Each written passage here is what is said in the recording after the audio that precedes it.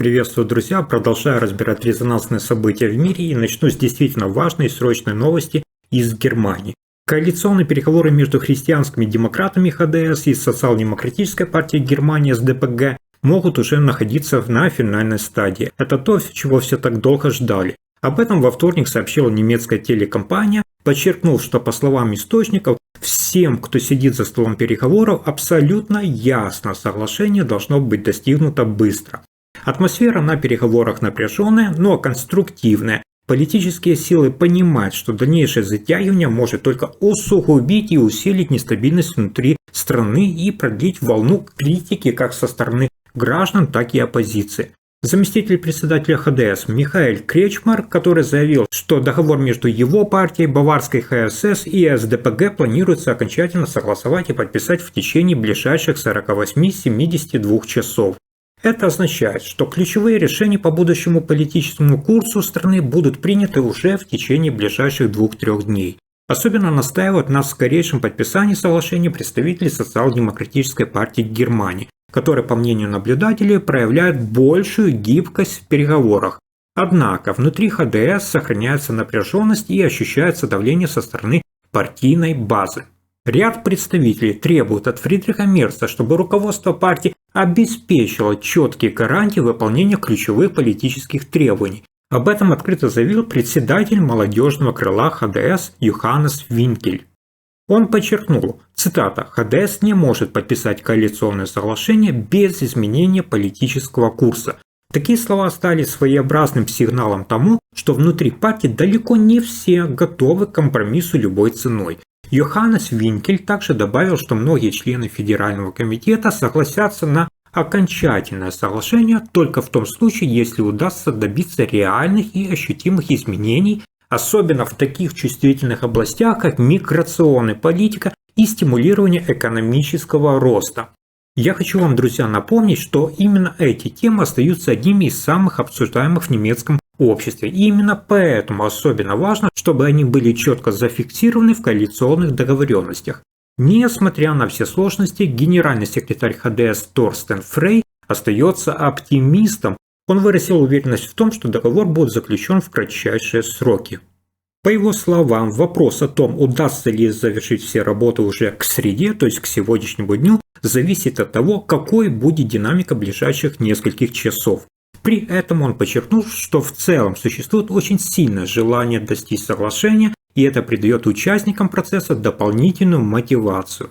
Кандидат в канцлеры от ХДС Фридрих Мерц по-прежнему не теряет надежды быть избранным преемником Олафа Шольца уже после Пасхи, однако, как отмечают ведущие немецкие информационные порталы, его рейтинг стремительно снижается, что вызывает тревогу в рядах христианских демократов. Так, согласно результатам одного из последних опросов, проведенного институтом Форса, лишь 32% опрошенных считают, что Мерц подходит на роль будущего канцлера Германии, в то же время как 60% респондентов выразили противоположное мнение, что говорит о растущем разочаровании в его политическом имидже. Негативная динамика заметна и в отношении самой ХДС. Согласно последнему опросу, проведенному по заказу газеты Bild, партия потеряла 2% и впервые сравнялась по популярности со своей главной угрозой, назовем это так, ультраправой партией АДГ «Альтернативы для Германии». Обе политические силы сейчас получили по 24% поддержки. Это крайне тревожный сигнал для христианских демократов и повод задуматься над тем, как вернуть доверие своих избирателей.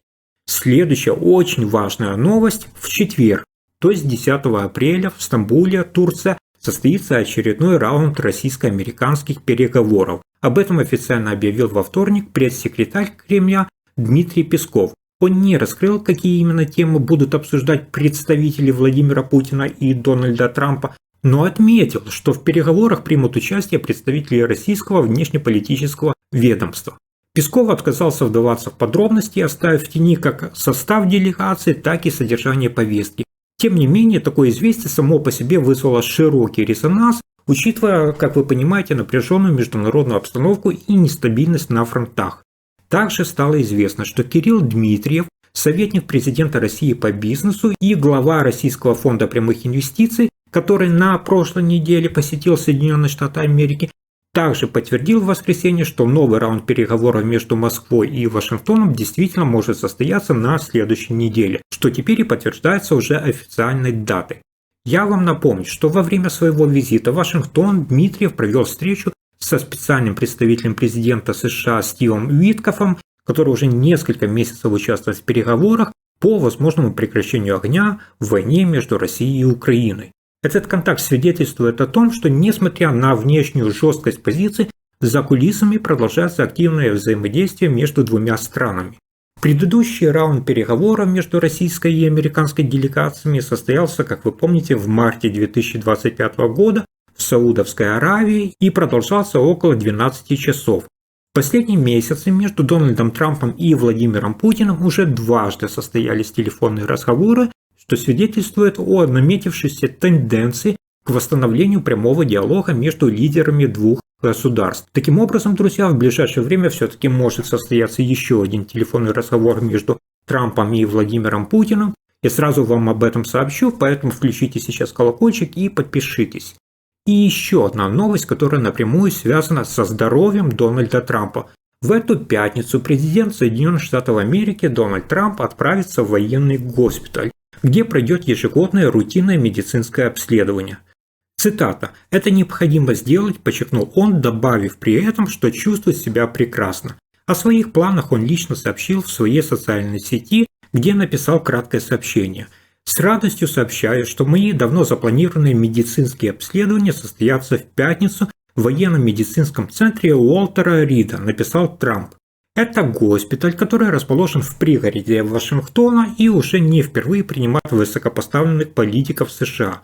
В своем сообщении республиканец особо отметил, что находится в отличной физической форме. Цитата: «Никогда не чувствовал себя лучше», подчеркнул он, давая понять, что обследование лишь формальность. Тем не менее, по его словам, это нужно пройти, и это говорит о стремлении Дональда Трампа продемонстрировать открытость и уверенность в своем здоровье. Агентство AFP в своей публикации так описывает президента. Цитата: «Дональду Трампу 78 лет, он играет в гольф, избегает алкоголя и не курит, однако известен своей любовью к фастфуду и хорошо прожаренным стейкам». Такой образ политика стал уже почти частью его публичного имиджа. Фрагменты результатов медицинских обследований, которые были опубликованы в предыдущие годы, свидетельствуют о том, что в целом состояние здоровья Дональда Трампа оценивается как отличное. Однако, несмотря на это, у него была выявлена легкая и избыточная масса тела. Так, в 2019 году при росте 1 метр 90 сантиметров вес Трампа составлял 110 килограмм, примерно на 3 килограмма больше, чем незадолго до вступления в должность президента. Также сообщалось, что он принимает препараты для снижения уровня холестерина. Американские СМИ неоднократно подчеркивали, что официальная информация о состоянии здоровья Дональда Трампа публикуется крайне скупо. Это вызвало вопросы и спекуляции на фоне возрастающего интереса к здоровью политиков пожилого возраста. Особенно ярко эта тема зазвучала в момент, когда начали проявляться очередные проблемы со здоровьем у тогдашнего президента Джо Байдена, который пытался баллотироваться на второй срок. Тогда Камала Харрис, которая в итоге заменяла его место в президентской гонке, требовала от Трампа полной публикации медицинских данных. Я вам скажу для справки, что по традиции итоги ежегодных медицинских обследований президентов США публикует врач Белого дома. В случае с Трампом, как и ранее, также ожидается, что заключения будут все-таки озвучены официально. К слову, Дональд Трамп отметит свое 79-летие в июне. После завершения полного президентского срока в конце второй каденции ему исполнится 82 года.